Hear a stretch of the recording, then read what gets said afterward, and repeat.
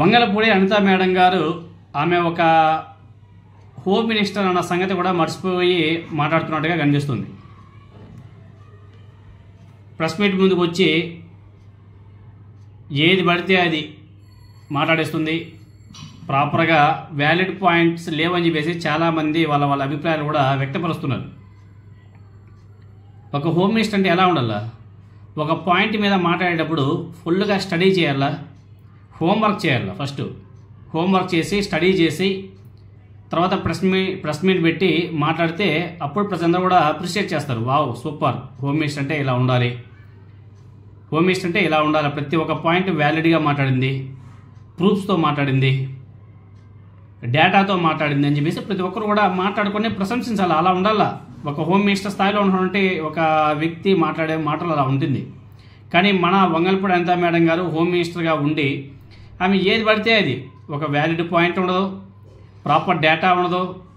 ఆమె ఏదో ఊహించుకొని ఆమె మనసులో ఉన్నది, లేకపోతే తెలుగుదేశం పార్టీ స్క్రిప్ట్ రాసిచ్చినట్టుగా మాట్లాడుతూ ఉంటుంది.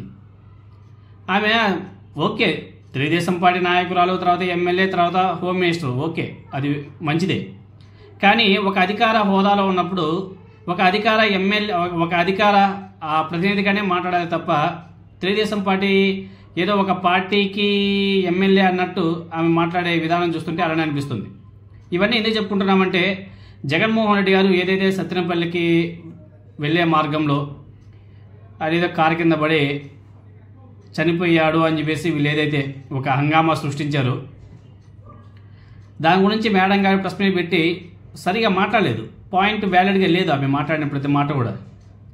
అదేవిధంగా ఆమె గతంలో మాట్లాడడానికి ఇప్పుడు మాట్లాడుతున్న దానికి ఒకసారి మనం కంపేర్ చేసుకుంటే అప్పుడేమో వాళ్ళకి కరెక్టు, ఇప్పుడేమో తప్పు అని చెప్పేసి మాట్లాడుతున్నారు. ఫర్ ఎగ్జాంపుల్ మేడం గారు అన్న మాట ఒకటి, గతంలో అంటే నారా చంద్రబాబు నాయుడు గారు తెలుగుదేశం పార్టీ ప్రతిపక్షంలో ఉన్నప్పుడు ఏదైతే నారా చంద్రబాబు నాయుడు గారు గుంటూరులో చీరల పంపిణీ చేసేటప్పుడు తొక్కిస్లాట్లో కొంతమంది మరణించారు.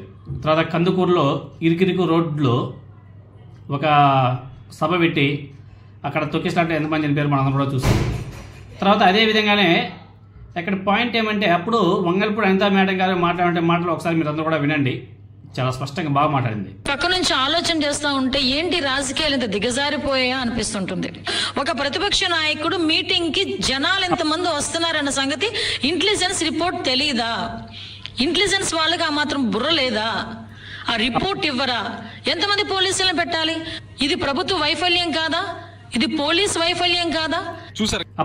అప్పుడు మేడం గారు మాట్లాడే మాట ఇంటెలిజెన్స్కి ఆ మాత్రం తెలియదా? ఆ మాత్రం డేటా ఉండదా? ఒక సభ పెట్టినప్పుడు ఇంతమంది జనాలు వస్తారని చెప్పేసి ఇంటెలిజెన్స్ వాళ్ళకి తెలియదా? వాళ్ళ అసమర్థత కాదా అని చెప్పేసి ఆనాడు మాట్లాడింది మేడం గారు. అదేవిధంగా పోలీస్ ఇది కంప్లీట్గా పోలీస్ వ్యవస్థ ఫెయిల్యూర్, ఇంటెలిజెన్స్ ఫెయిల్యూర్ అని చెప్పేసి ఆనాడు ప్రతిపక్షం ఉన్నప్పుడు మేడం గారు మాట్లాడే మాట. తర్వాత ఇప్పుడేం మాట్లాడుతుంది మేడం గారు ఒకసారి వినండి.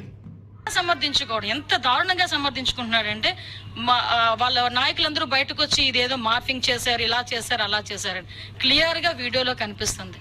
సింగయ్య అనే దళితుడు ఆ కారు కింద పడి నలగడం క్లియర్ గా కనిపిస్తా ఉంది.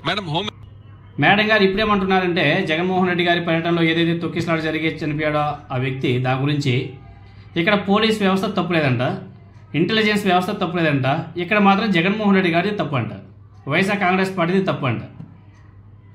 ఎంతవరకు న్యాయం చెప్పండి? ఎందుకంటే మేడం గారు తెలుగుదేశం పార్టీ కార్యకర్తలా మాట్లాడుతున్నారు. మేడం గారు మీరు ఒక హోమ్ మినిస్టర్ అన్న సంగతి గుర్తుపెట్టుకోండి, హోమ్ మినిస్టర్ లాగా మాట్లాడండి. అదేవిధంగా మేడం గారు ఆ తొక్కిసలాటకు సంబంధించి ఒక మాట అనేది, అది ఆ వీడియో జగన్మోహన్ రెడ్డి గారి కారు కింద నిజంగానే ఆ వ్యక్తి చనిపోయాడు, తొక్కుకుంటూ వెళ్ళిపోయారని చెప్పేసి, అదే వెహికల్ ఎక్కించేశారని చెప్పేసి మాట్లాడుతుంది మేడం గారు. మేడం గారు ఒకటి, ఆ video fake video, AI generated video అని చేసి ప్రజంతా కూడా మాట్లాడుకుంటున్నారు. ఈమంటుంది వైఎస్ఆర్ కాంగ్రెస్ పార్టీ వాళ్ళు ఎలా మాట్లాడుతున్నారు, ఆ వీడియో ఫేక్ అది ఫేక్ కాదు, ఒరిజినల్ అని చెప్పేసి మేడం గారు మాట్లాడుతున్నారు. మేడం గారు అది ఒరిజినల్ అని చెప్పేసి మీరు ఏ ఎవిడెన్స్తో మాట్లాడుతున్నారో ఆ ఎవిడెన్స్ ఒకసారి చూపించి ప్రజలకు ఇదిగో ఇది ఒరిజినల్ వీడియోనే, ఇదిగో ఇలా జరిగింది, ఇదిగో మేము పలానా ఫోరెన్సిక్ ల్యాబొరేటరీ కూడా పంపించాం రిపోర్ట్ కూడా వచ్చాయి. ఇది ఒరిజినల్ అని చెప్పేసి డేటాతో చూపించి ప్రజలకు చెప్పి ఉంటే ప్రజలు నమ్మేవాళ్ళేమో మేబీ. కానీ మేడం గారు వర్బల్గా మాట్లాడుతుంది. ఒక హోమ్ మినిస్టర్ స్థాయిలో ఉన్నటువంటి ఒక మేడం గారు ఆమె వర్బల్గా మాట్లాడుతుంది. అంటే డేటా లేకుండా, ఎటువంటి ఎవిడెన్స్ లేకుండా ప్రెస్ మీట్ పెట్టి ఆమె మనసులో ఉన్నటువంటి మాటల్ని చెప్తుంది. అది ఎంతవరకు సమంజసం? ఏం ఆంధ్రప్రదేశ్లో ఫోరెన్సిక్ ల్యాబొరేటరీ లేవా? వీళ్ళ ప్రభుత్వంలో ఫోరెన్సిక్ ల్యాబొరేటరీ లేదా? దాన్ని కూడా ఏమన్నా సరే ప్రైవేటీకరణ చేసారా? అయితేనేమి, ప్రైవేటీకరణ చేస్తేనేమి, ఫోరెన్సిక్ వాళ్ళకి కంప్లీట్ చెప్తే వస్తారు వాళ్ళ డేటా మొత్తం కలెక్ట్ చేసుకుంటారు, వాళ్ళంతా కూడా చేస్తారు, వాళ్ళు రిపోర్ట్ ఇస్తారు. ఆ రిపోర్ట్ ముందర పెట్టి చెప్పి ఉంటే ప్రజలందరూ కూడా నమ్మేవాళ్ళు, అవును ఇది ఒరిజినల్ వీడియో అనేసి. కానీ మేడం గారు తనకు తానే ఊహించుకొని ఇది ఒరిజినల్ వీడియో అని చెప్పేసి చెప్పేసుకుంటుంది. అది ఎంతవరకు సమంజసమో మేడం గారే చెప్పాలా. ఇది ఎంతవరకు వితౌట్ డేటాతో మాట్లాడడం అవసరమా? మేడం గారు వితౌట్ డేటాతో మాట్లాడడం అవసరమా? మంచిది కాదు కదా. మరి మేడం గారు అలా మాట్లాడుతున్నారంటే ఆమె సరిగా వర్కౌట్ చేయలేదు, హోంవర్క్ చేయలేదు అని చెప్పేసి చాలా స్పష్టంగా అర్థమైపోతుంది. తర్వాత మేడం గారు ఇంకొక మాట మాట్లాడింది. జగన్మోహన్ రెడ్డి గారు వాళ్ళ కార్యకర్త చనిపోతే పరామర్శించడానికి వెళ్లే మార్గంలో జగన్మోహన్ రెడ్డి గారు బల ప్రదర్శన చేయడం అవసరమా అని చెప్పేసి మాట్లాడింది. ఒక కార్యకర్త చనిపోతే బల ప్రదర్శన చేసుకొని ఆ కార్యకర్తను పరామర్శించాల్సిన అవసరం ఏముంది? మా సాయశక్తుల మేము మా పోలీస్ వ్యవస్థ అంతా కూడా అక్కడే కూర్చోబెట్టాం, అక్కడే పెట్టాం అని చెప్పేసి మేడం గారు మాట్లాడడం జరిగింది. మేడం గారు ఓకే, ఇదైతే బల ప్రదర్శన అని చెప్పేసి మనం మాట్లాడుకుందాం. ఓకే, బల ప్రదర్శన అనేసి మీరు అనుకుంటున్నారు కదా.